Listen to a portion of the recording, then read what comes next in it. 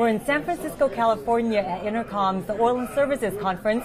I have the pleasure of introducing John Schiller, Chairman and CEO of EnerCom. Hi, John. Good morning. How are we doing today? I'm great, thank you. You recently announced your Q2 2014 results. Oil volumes were higher for the third consecutive quarter. Continued success at Main Pass and Delta West helped you reach production targets. What should investors look for in the third quarter?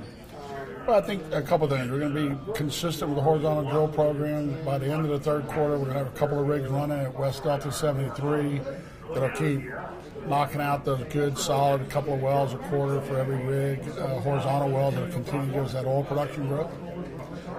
Now, you mentioned West Delta 73. In your Q2 press release, you talk about upgraded facilities and horizontal well development on West Delta 73 and 30. Correct. What impact do you anticipate these initiatives will have on production? Well, sorry, they're big upfront costs. You know, we're going to spend between $65 and $75 million for our new production platform at West Delta 73.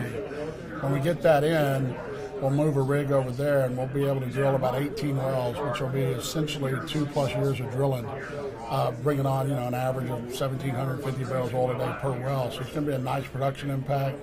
You got to remember, these are big old fields or large structures, 3,000 and 4,000 acres. So sometimes we have to get new platforms in there and make sure we get all the wells where we want them.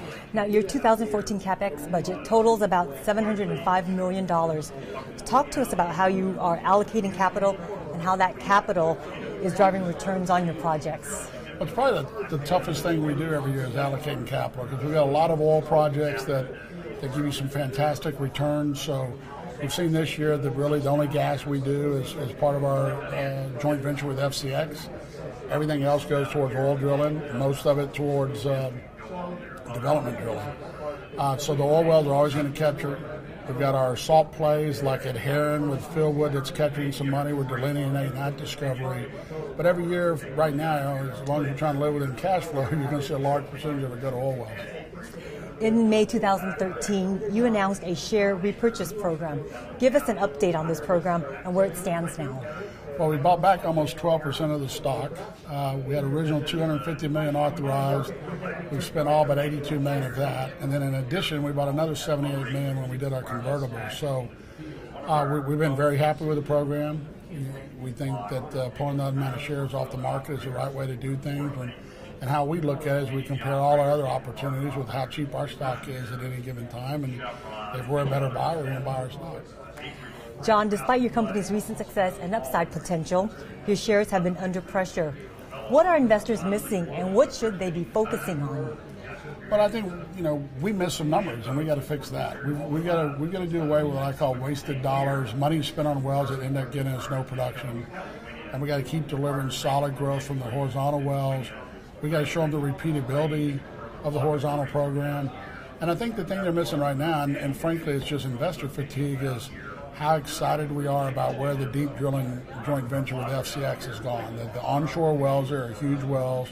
We're going to get the Le Mans well on later this year, and I think when you start seeing that, you'll see that there's a lot more value in the company than what's being recognized right now. John, in summary, what else do you think our viewers should know about EnerCom going forward? I think solid production growth on the oil side is going to be a key part.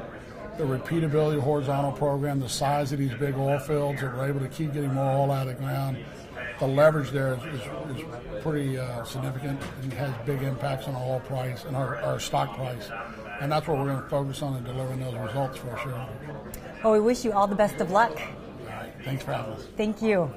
I'm Quinn Nguyen for oilandgas360.com.